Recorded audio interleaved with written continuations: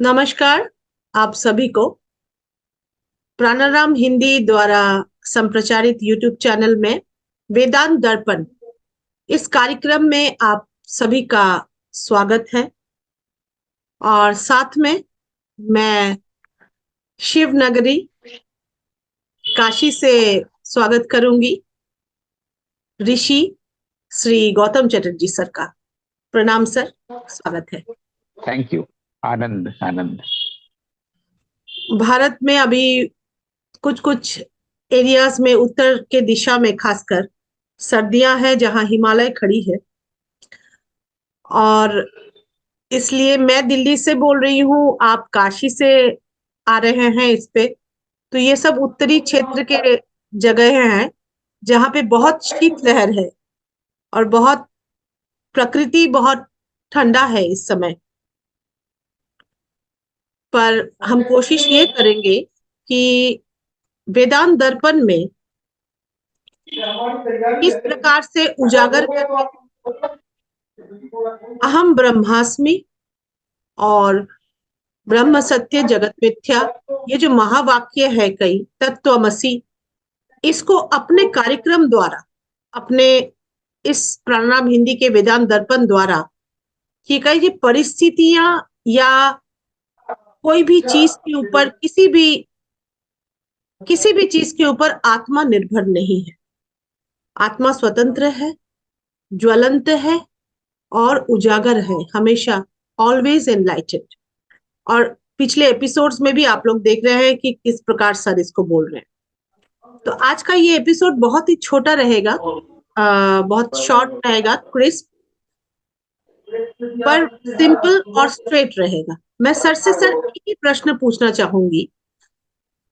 Sir, आज के युग में अगर कोई चाहे, आज के डेट पे, इस मुहूर्त पे अगर कोई चाहे वेदांतिक दर्शन में, वेदांतिक फिलॉसफी है, एक दर्शन है, तो इसमें रह के, जैसे पहले राजा भी रहे, जनक राजा भी रहे, श्री कृष्ण और गीता में भी कहा गया है, ये सब वेदांतिक दर्शन ही है जो अर्जुन को दिया था उन्होंने। तो क्या सर आज के युग में कोई इस प्रकार रह सकते हैं? क्योंकि जब तक कोई चीज, जब तक जीवन में उसको ना ढाले, वो सिर्फ बातें और थ्योरी तक रह जाती है। ये एक प्रश्न है। और social networking, technology, application, software, artificial intelligence, आज के जो युग है, इस युग में वेदांत की दृष्टि में कैसे रहे, ये मेरा प्रश्न है सर। कृपया सर आप इस पर जी। इसमें जो पहला प्रश्न है, क्या उसको और प्रिसाइजली और शार्पन किया जा सकता है?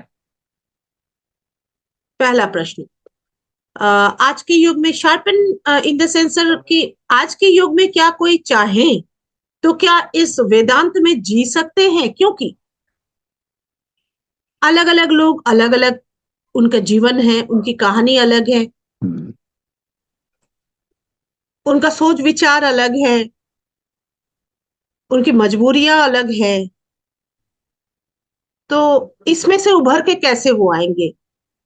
वेदांत को अगर आज के युग में नहीं जिया सकता है तो किस युग में जिया जा सकता है, या किस युग में जिया गया, ये मेरा प्रश्न है। वेदांत को अगर अभी नहीं जी सकते हैं तो कब जी सकते हैं, या किस युग में जिया गया है? सर इस पर मैं यही बोलना चाहूँ, मेरा यही बोलना होगा, आपने जो पूछा प्रश्न, कि वेदांत में ही अब तक चली है सब कुछ, ये मेरी राय है। एक नंबर। दूसरा पॉइंट है सर कि यही सत्य है, बाकी सब कुछ और कुछ है नहीं। जो भी हम देख रहे हैं, सुन रहे हैं, और जो भी है वो है। पर according to the theory of नहीं, द क्या वेद, क्या सत्य है? नहीं, क्या सत्य, यही सत्य माने क्या सत्य है?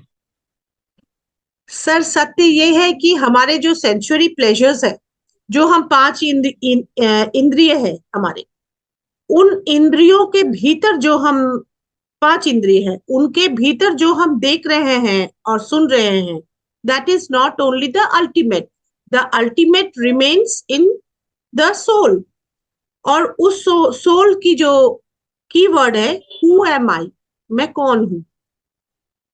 ये हाँ अंतर्निहित। हाँ, तो यहाँ पर यह सत्य कहाँ पर है? जो पांच इंद्रियों से जो चीजें कुकिंग हो रही है वहां वो सत्य है, या जो अल्टीमेट है वो सत्य है, या जो सोल है आत्मा है वो सत्य है? सत्य क्या है, या वेदांत सत्य है? सर आत्मा ही सत्य है, बाकी सब भीड़ तो की अगर भाषा आत्मा है। सत्य है, देखिए जो चीज अपीयर होता है और फिर डिसअपियर होता है, जी सर। वो कभी भी रियल नहीं होता, वो अनरियल होता है। जी, जो शुरू होगा वो अंत होगा, ठीक बिल्कुल है, सर। जी। तो अगर आप आत्मा को सत्य कह रही हैं, तो वो अपीयर हुआ एक फॉर्म में, फिर डिसअपियर हुआ, और फिर दूसरा जीवन लिया, नया कपड़ा पहना। बिल्कुल। तो बार बार ये आता ही, वो आत्मा बार बार ये धारण कर रही है जैसा कहा जी। गया है, या जी कर सर। रहा है। जी। ठीक है, मुझे पता नहीं ठीक से कि आत्मा का जेंडर क्या है, लेकिन कोई मेरा ये जेंडर नहीं कहना है है सर। कि सर आपको तो मालूम होगा ही, इसका हाँ, कोई लिंग ही नहीं है। नहीं, अगर सेंटेंस बनाना है तो आत्मा अगर बार बार ये बॉडी ले रहा है, थोड़ी देर के लिए ले रहा ही बोले, तो फिर अपीयरेंस डिसअपीयरेंस चल रहा है ना, तो ये भी तो सत्य, आत्मा भी तो सत्य नहीं हुआ ना। जब आत्मा फिर कोई अपीयरेंस नहीं लेगा, कोई फॉर्म नहीं लेगा, कोई बॉडी नहीं लेगा, हम्म। तभी तो वो फिर रियल होगा, साल्वेशन तभी तो एब्सोल्युटली। होगा, मोक्ष तभी होगा। एब्सोल्युटली, वो तो साकार इसलिए भी हम है आत्मा सर, को भी, निराकार भी, हाँ। तो आत्मा को सत्य नहीं बोल सकते हम तब तक। पर सर ब्रह्म तो सत्य है। अब ब्रह्म क्या है, कैसे जाने? आत्मा और ब्रह्म में क्या संबंध है? और हम आत्मा भी एक शब्द बोलते हैं और ब्रह्म भी एक शब्द बोलते हैं, कैसे जाने ब्रह्म को? अभी आपने कहा हु एम आई, मैं कौन हूं? तो अब तीन चार सवाल आ गए ना, कि ब्रह्म को कैसे जाने, और आत्मा को कैसे जाने, अपने आप को कैसे जाने, और सत्य क्या है? चार वाक्य बन गए, चार महावाक्य, या चार प्रश्न वाक्य बन गए। तो हाउ टू अप्रोच? इसलिए कोई एक सवाल तो हम लोग को उठाना होगा ना, जो बहुत ही प्रिसाइज होगा और जो शार्पेंड होगा, तो फिर उस पर हम लोग बात कर सकते हैं ना। इसलिए एक सही सवाल उठाना बहुत जरूरी होता है। जी। हम लोग को तो यही सिखाया गया है बचपन से कि 99 निरर्थक सवालों की जगह पर अगर एक सही सवाल उठाया जाए, तो शायद वो काम का होता है। जैसे अभी कुछ जी देर सर। पहले आपने राजा जनक आदि की बात कही, तो ये सब तो पास्ट है और वो हम लोग के अतीत का हिस्सा है, यानी कि वो हमारा माइंड का हिस्सा हो गया है, ईगो का हिस्सा हो गया है। तो माइंड या ईगो या पास्ट को लाने का कोई मतलब नहीं है। और कभी हाँ, अगर ये आपको बातें इस, आपने पहले भी बोली है सर, पहले के और एपिसोड्स में बार आपको बार क्या, इसको बोले हैं। क्या आपको इस तरह का कभी इस तरह की अनुभूति हुई है कि आप प्रेजेंट मोमेंट में हैं और कोई पास्ट नहीं है, माइंड नहीं है, ऐसा कभी हुआ है? हुआ है सर, हुआ है सर। जब हुआ है, जब वहाँ पास्ट नहीं है, यानी वहां पर राजा जनक नहीं है, वहां पर वेद वेदांत भी नहीं है, वहां कोई अतीत नहीं है, इस दृष्टि से कुछ हुआ ही नहीं है, कुछ घटा ही नहीं है। अगर आप इस प्रेजेंट मोमेंट में हैं, तो इसका मतलब पीछे कुछ घटा ही नहीं है ना। अगर घटा हुआ तो आप याद कर रहे हैं, यानी पास्ट आपके पास है। और जब पास्ट है तो माइंड है, तो ईगो है, तो इंटेलेक्ट है, इसका मतलब हम प्रेजेंट नाउ में नहीं है। एक तो ये बात हो गई। अब हमारा सवाल ये हो सकता है कि आमतौर पर लोग बोलते हैं कि हियर एंड नाउ में रहिए। पिछले हियर एंड करीब नाउ, हाँ 20-30 साल बिल्कुल। से हम्म। लोग बार बार बोलते हैं कि प्रेजेंट नाउ में रहिए। तो एक तो प्रेजेंट नाउ में हम क्यों रहें, रहने से क्या होता है? दूसरा सवाल ये है कि ये वेदांत से कैसे जुड़ता है? तो मुझे लगता है ये जो दो सवाल हमने पूछा, दो सवाल आपसे नहीं पूछा बल्कि इस कार्यक्रम में सवाल को टेबल पर रखा, जी। है ना? जी। तो जी। अगर हम ये दो सवाल रख रहे हैं कि हम हियर एंड नाउ या प्रेजेंट मोमेंट में क्यों रहें, पहला सवाल एक साधारण सवाल कोई आदमी आज पूछ सकता है 2024 में, और दूसरा है कि ये वेदांत से कैसे जुड़ता है। तो मुझे लगता है कि हम लोग इसको एक डिस्कशन को आगे बढ़ा सकते हैं कि एक बिल्कुल शार्पेंड सवाल है और बिल्कुल हम्म, प्रिसाइज है। बिल्कुल सर। तो जो प्रेजेंट मोमेंट में रहते हैं, या प्रेजेंट मोमेंट में रहने पर ये होता है कि हम पास्ट में नहीं रहते, और पास्ट और फ्यूचर प्रेजेंट वाली स्थिति नहीं होती। और हम जिस प्रेजेंट नाउ में रहते हैं, वो प्रेजेंट नाउ दूसरे जितने भी टाइम का जो पास्ट प्रेजेंट फ्यूचर है उससे बिल्कुल अलग हो जाता है, और हम एक टाइमलेस प्रेजेंट नाउ में आ जाते हैं, है ना? हम बिल्कुल टाइमलेस प्रेजेंट नाउ में जब आ गए, तो फिर क्या होता है?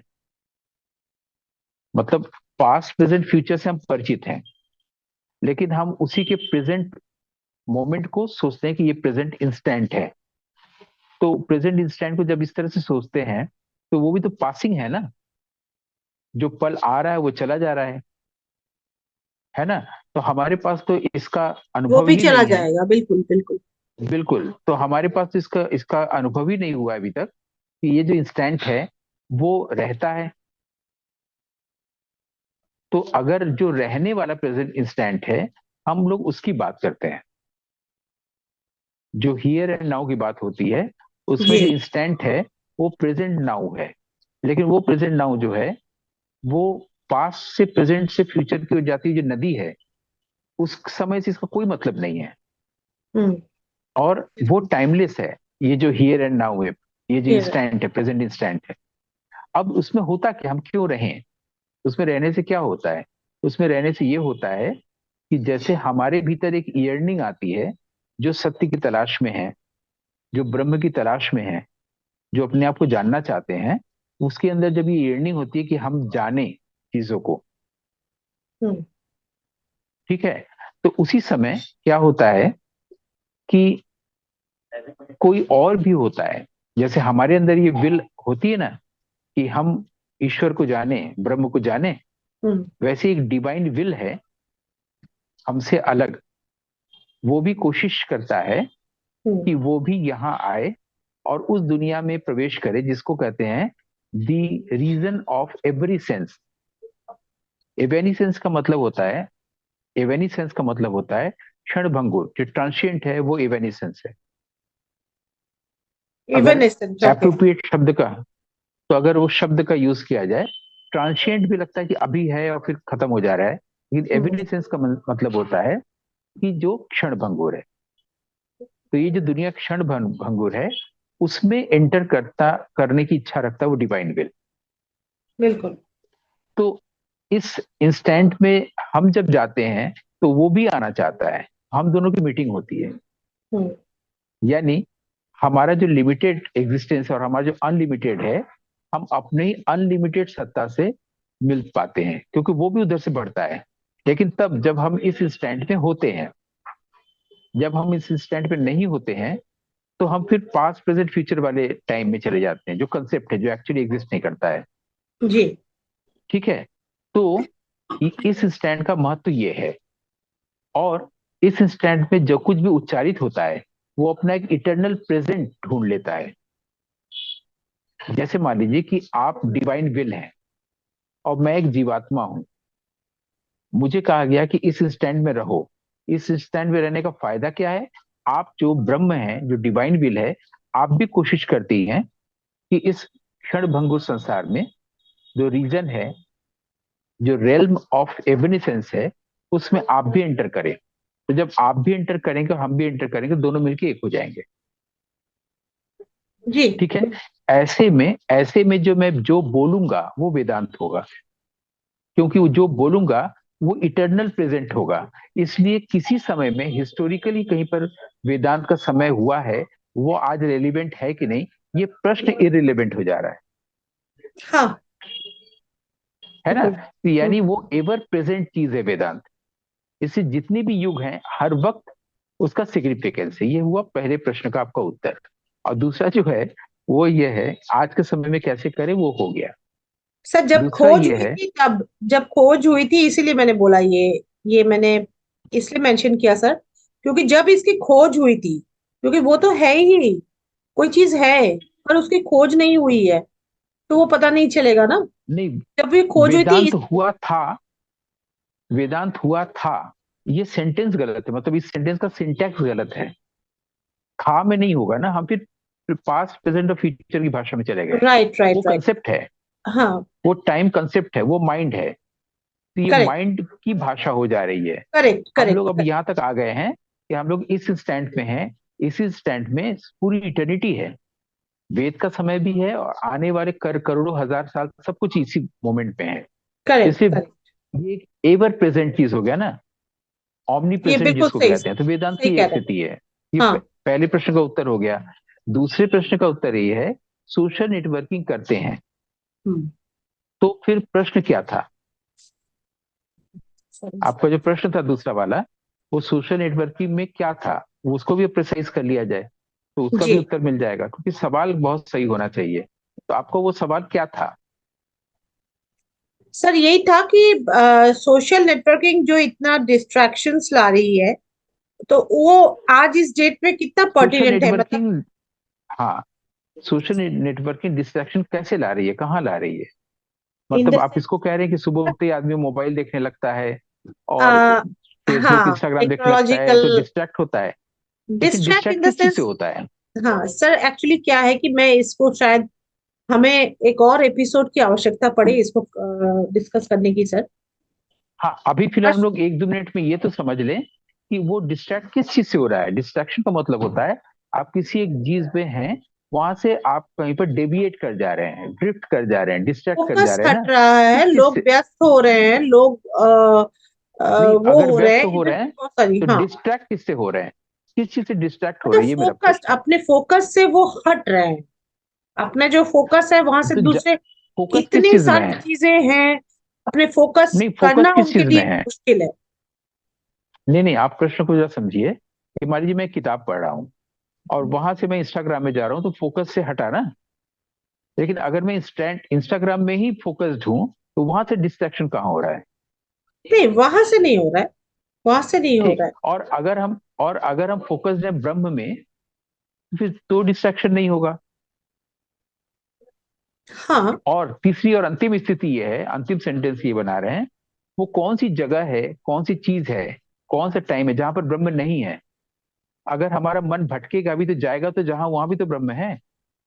जी यहाँ पर हम लोग एपिसोड एपिसोड को एक समाप्त तो कर सकते हैं इस सेंटेंस से। जी जी जी जी है जी, ना, बिल्कुल भगवान सर। कहाँ नहीं है? जैसे गुरु नानक देव से ये पूछा तो गया, है, वो ये तो सोए थे है। एक मंदिर में, तो हम्म उन्होंने बोला कि आप भगवान की ओर पैर करके सोए हैं, तो आप यहाँ से पैर दूसरी तरफ कर लीजिए। तो गुरु हम्म, नानक देव जी ने बोला, मैं हटा लेता हूँ, लेकिन मुझे बस ये बता दो कहाँ भगवान नहीं है जिधर हम पैर रख दें।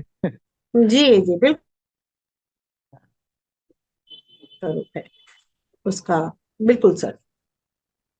तो मुझे लगता है दोनों प्रश्नों के उत्तर हो गए आज के एपिसोड में। जी, आज एक बहुत जनरल सा टॉपिक, इसको मैं